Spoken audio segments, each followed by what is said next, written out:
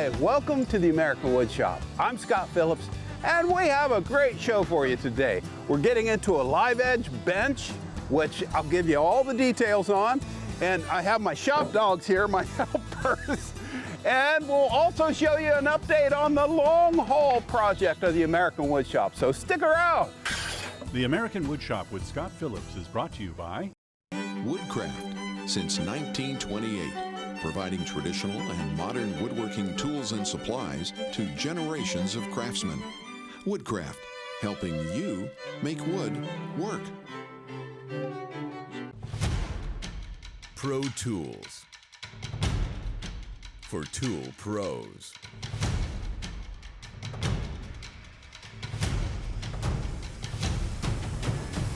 Rikon Tools. Woodcraft Magazine. Projects, plans, and web links designed to help you make wood work. P.S. Wood, home of Timberwolf Swedish silicon steel bandsaw blades and super sharp scroll saw blades. A bed to sleep on. A table to share meals. A house that feels like a home. The Furniture Bank of Central Ohio, providing furniture to neighbors in need.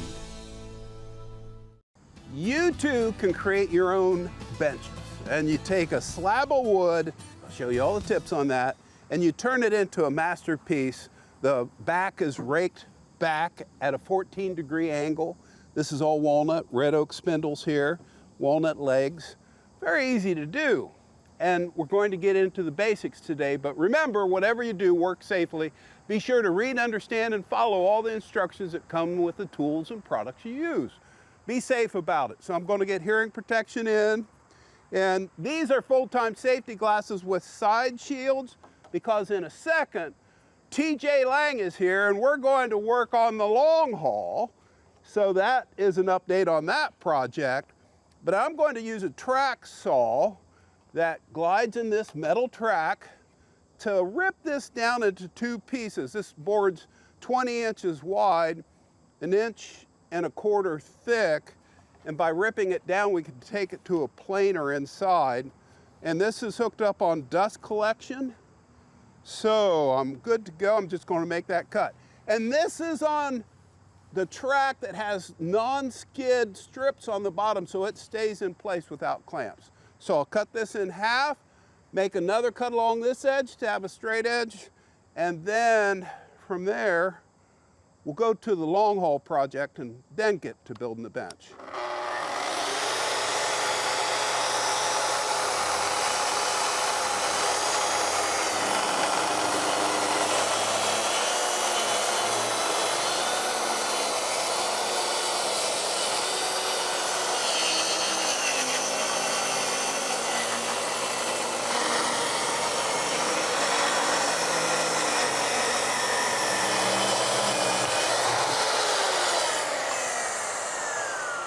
Let me show you why I like track saws. I'll set this down safely out of the way. And that is because on big live edge work pieces like this, look at the straight edge that you get.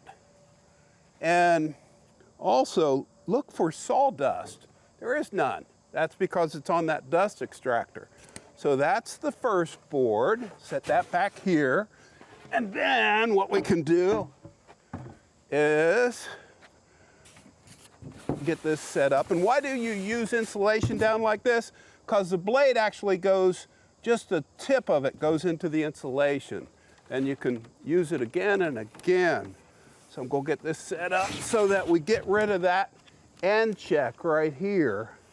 And that's the only split that's on it. And this moisture content now is down to about 8%, so it'll make a good glue up. So we have to angle that a bit using your creativity. And this plank is just a little over 8 feet long. I do know one thing for sure, working outside, you just can't beat it, which is why we have the long haul project going on. Jeff and I are going to set a truss here in just a second, but let me finish this cut.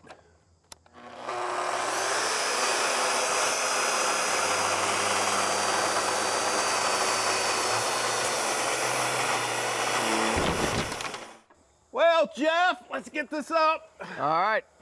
Okay, come my way about half it, right there. That's perfect. Let me get this towed in. Okay, go ahead and screw it. All the way up.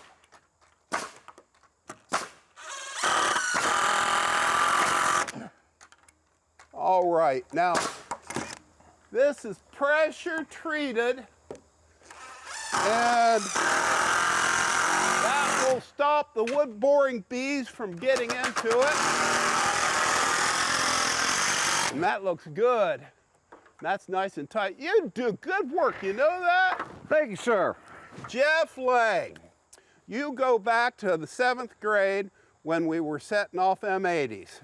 Yes. Oh man, that's living. Long time. So Jeff was with us when we built the Susie barn. I'll get the hearing plugs out so I don't have to shout at you. And what was the hardest part of Susie's barn project? Well, Scott, I'd say it was being up on the very top, putting the trusses up. Yeah, well, I've got a plan today. We're going to use this kicker on this side and the board we just put up so that when we use your Jeep and that pulley and rope to pull up the truss, it's gonna lock right in between there and camp back just a little bit and we'll get it plumb. That'll be much easier than what we did years ago. Well, you get smarter with age. That's right. Well, let's get set up. Let's go over to the truss, get All to right. it.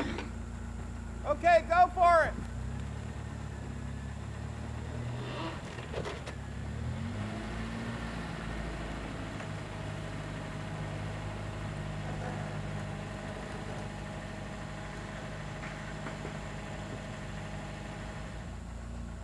Back a foot.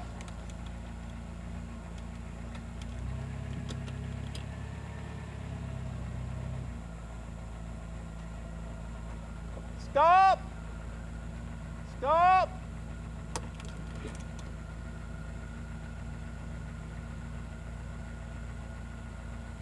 Six inches.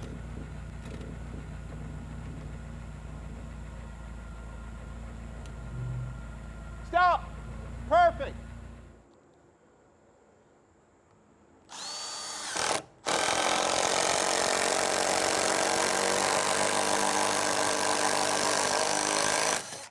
So if you look at this closely, this pivot right here with the screw on top kept this truss where it needed to be.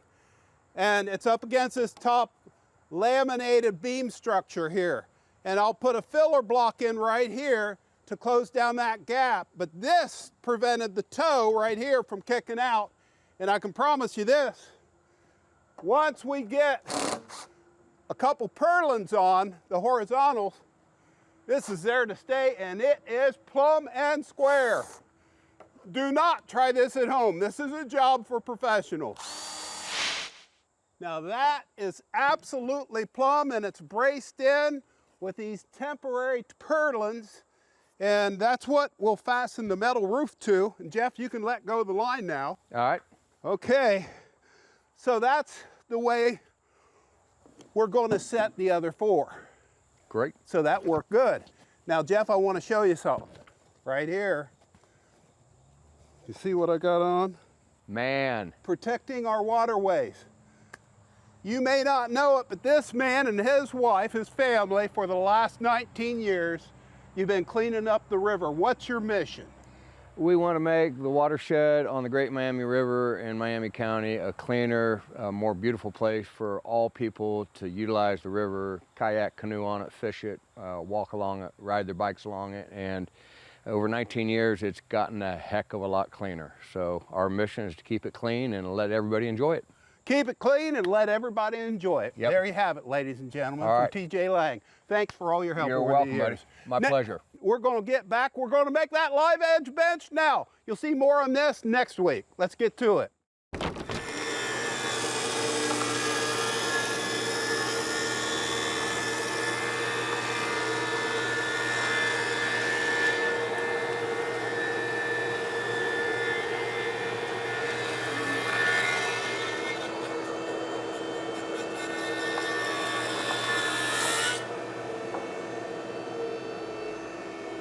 Now look at that beautiful air-dried black walnut. You can tell it's air-dried because the white sapwood here And let me bring this up and lay it next to the unplaned board so that you can see the beauty of this. And that saves a ton of time sanding. And that's why I rip it down into 2 pieces. Now I want you to look at this. This is going to be the crest rail. That's the rail that the spindles come into. And there's a walnut that's encapsulated into this gnarly area. Let's plane this down, see what we have. Because I'm hoping to incorporate this into the project. Oh, ho, ho, ho, we're look at that. Walnut, gotta love it. This is gonna make a great crest rail. And also it's slightly curved, which will be a nice addition to the bench when I put those spindles onto the back of it. Let me turn this off. We'll take a closer look at some things. Now, to save time, that's the crest rail. Okay, that's going to get those red oak spindles to it. And to do the glue up, you know how to plane down large planks like this, but that track saw gives me a glue edge. So I just put glue on both edges, clamp it up, and I've already done that to this piece to save time. So this is our seat board. And I'm looking at it, and sometimes it's hard to tell which side's best, but the grain on this is just spectacular. And if you look, where's the glue seam? My goodness. So now I'll get this set up so that I can drill this using a hand jig that makes it super simple. I'm using a Japanese style razor saw to cut 20 back spindles that have been out of red oak, 5/8 inch in diameter, 18 inches long. And those are going to be beautiful when it's combined with this beautiful walnut. And then this crest rail, the back of the bench, well, look at this, it's warped. Hey, I'm working with that. People go, how did you do that? Well, they pay extra for that. And the figure of that walnut being cut in half that grew in the crotch, gorgeous. But anyways, I laid on the back crest rail couple layout lines. I used my grandfather's layout tool. I love using his stuff to lay this line in. And he was a famous builder out east, Herman Reinke. And I guess that's where I get the bug bad, and the wood bug, that is. And if you look here using a white marker, look closely, I've transferred lines every 3 inches centered up on the bottom of this workpiece so that I can drill not only in the seat board, but in the crest rail. But to drill the crest rail, that's done at the drill press with a jig. More on that in just a second.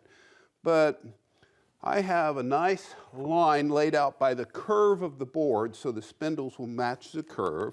It's good to have a fixed rule to space all those holes. I'm using a fancy drill jig that cants this back, and it's locked in at a 15-degree angle. And I just get that bit, the point, center point of that bit, right on the center of that union of the layout line. Layout's everything. And then it has a depth stop right here that's locked in place. So it stops a bit precisely at 1 3/16 inches. Now I have to hold that base flat, and I'm sighting off of these grooves to keep it perpendicular to the front imaginary line of the bench. Hold it in place, bring it up to speed, and then just make the hole until it hits that stop. Just like that right there. And look at that, no tear out. And that's why you use that Forstner style bit, multi-spur, high quality steel out of Germany. You know, it blows my mind. People think, well, what type of bit or cutter or blade should I get? The best you can afford. You know, you gotta use good steel on these tools. Line it up again like that. That's perfect.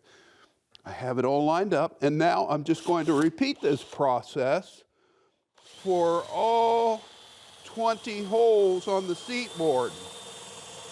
Take your time, get it precise.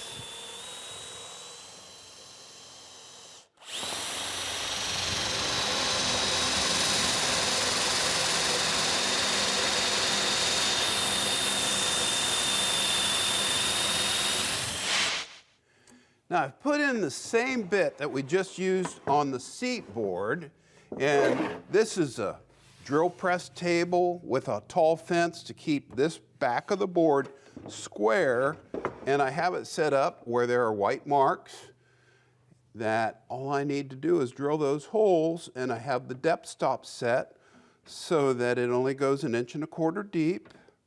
That's plenty for stout.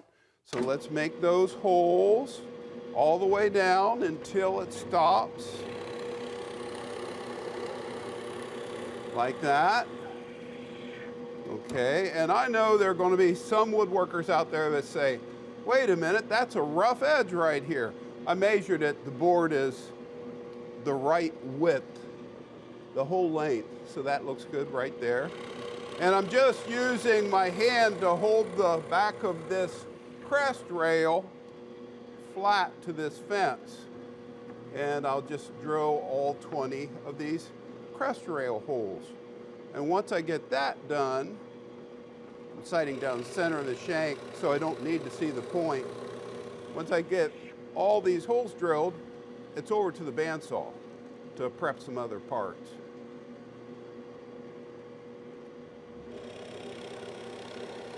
So, how do the legs go onto the bottom of the seat assembly?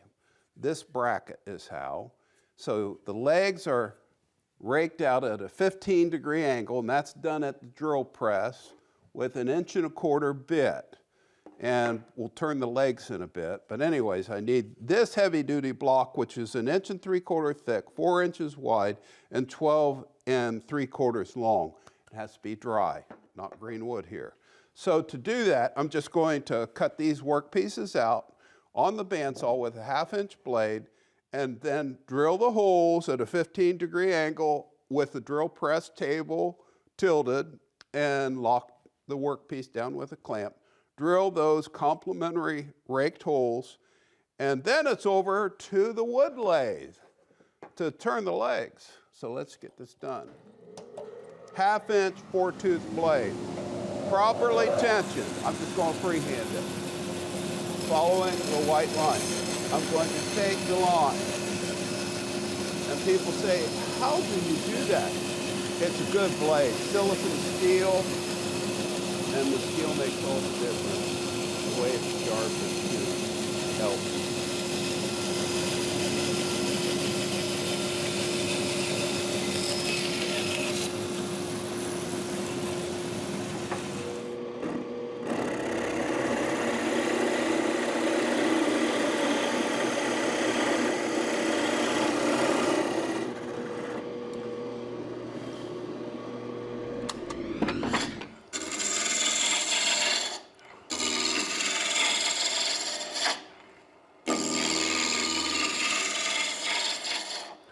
Now take a look at this leg. I'm turning it. It's captured between the drive spur and the live ball bearing center right there. Let me turn it off for a second. And you can see it's going to be thick in the middle and tapered down to 1.25 inches on each end. Oops, that's the wrong caliper. Right, here we go. 1.25 inches, perfect. And so I'll do the same thing on this end and use a skew to smooth it out and friction a finish on it. Yes, I skipped the sanding because with the skew it gives you a super smooth cut. And with the roughing gouge, 1.25 inches, you just take your time, keep the angle low, don't go in like this, that'd be scraping. Here it comes closer to shearing. And we'll finish this down. We need 4 identical legs. And once we get these turned, we will do the assembly of all the parts. This is so easy and so much fun, and I'm turning at 1200 RPM.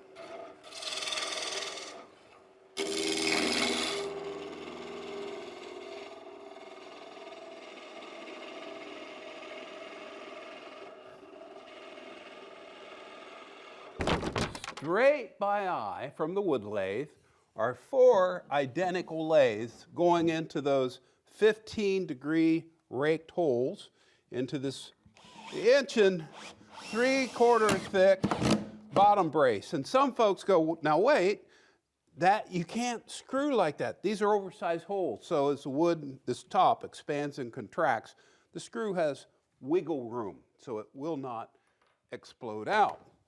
So let's take this up gracefully. And this slab is heavy because this one is actually just shy of 1.5 inches thick, finished out. Okay, watch the fingers. Here we go. Nice and tight. Oh yeah. Now that looks good. Now the floor is not flat here. Concrete rarely is. But once I get this done, it will be perfect. And then this crest rail is hole drilled, and I'm ready to fit these 5/8 inch dowel rods of oak and join it all together. But before I do that, I have some handwork to do. So I'm going to set this up, and I'm going to give you some tips on how to profile the edge. The legs will just dry fit, no glue in that yet. Naturally, they'll get glue down the road. And what I'm doing now is just using a draw knife to clean up this front edge. That's important because, well, this is about ready for the finish. The other thing is when I'm into profiles that I can't get with that draw knife, I use what's called a scorp. And this gives me, or an end shave. Some people say scorp's just one-handled. But anyways, you can see you can go to town with this. And the other thing that has to be done, a little bit of sanding with dust mask and dust collection. And then look at this. The crest rail has all those oak dowels fit in, and this is the order that you want to do. You want to put them in the crest rail first, and then you can work the dowels into the bottom, which will take some doing, with a little bit of glue in there. So we'll get that set, get it all sanded out, then it's outside to do the finishing with arm R seal. This is beautiful and comfortable and natural. I love the live edge, and take a look at that walnut shell right there. That's into that crotch pattern where from the top of the tree, 2 sections came together. The walnut, and actually there's another one I didn't even see. The walnuts fell in there, and then over time the tree grew and encapsulated those. That's just spectacular. And that's what it's all about in woodworking, the surprises. So I'll get this all brushed out with Arm R Seal. It's a blend that's super durable, great to use, very easy, very forgiving. So I'll brush all this out, and then we'll get a good look at the finished project. The blend of walnut to red oak, absolutely grand. Well, there's the first coat, and it's drying. And take a look at the color. That's why I love air-dried wood so much. It leaves the sapwood on walnut, and the red oak spindles, the combination, you just can't beat it. So I'll sand this down and put 3 coats on it, but you get a good idea of why I do woodworking. You take pieces of wood that are less than perfect, like all of us, and you create something beautiful out of it. There's an allegory for you. But anyways, this is to honor my 2 grandfathers who taught me the fine art of woodworking, along with Father John. Well, that's it for this week. Next week, it's on to kitchen cutlery and all sorts of things for the kitchen. See you then. Thanks for being with us today. Boy, loving that. Woodcraft since 1928, providing traditional and modern woodworking tools and supplies to generations of craftsmen. Woodcraft, helping you make wood work. Pro Tools. For tool pros.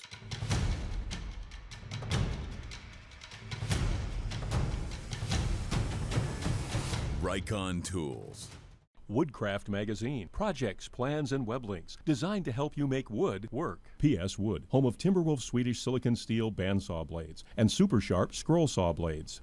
A bed to sleep on. A table to share meals. A house that feels like a home.